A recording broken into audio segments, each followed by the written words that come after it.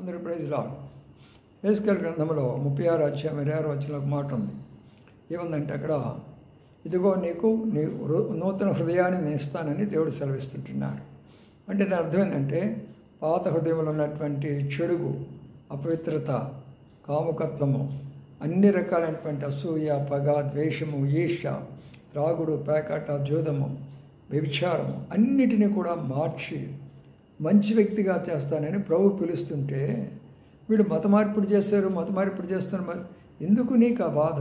మత మార్పిడి అది దేవుడికి సంబంధించింది. దేవుడు ఎవరికి ఇష్టమైన దేవుడు వాళ్ళు నమ్ముకుంటారు. ఏ దేవుడు వాళ్ళ జీవితాన్ని మారుస్తున్నారో వాళ్ళు నమ్ముకుంటారు, ఆ దేవుడు పూజిస్తారు. అది నీకు ఒకవేళ నీ జీవితం మారిందనుకో, నువ్వు పరిశుద్ధమైన జీవితం నీ దేవుడు నమ్ముకో, నువ్వు ఎవరు వద్దన్నారు. కానీ మత మార్పిడి కాదు ఇది. జీవితాన్ని మారుస్తున్న వారికి మీరు అడ్డుగా ఉండకండి. మీరు పరిశుద్ధులుగా ఉండే ఇతరులు పరిశుద్ధులుగా ఉండాలి. మీరు సంతోషంగా ఉండాలి, ఇతరు కూడా సంతోషంగా ఉండాలి.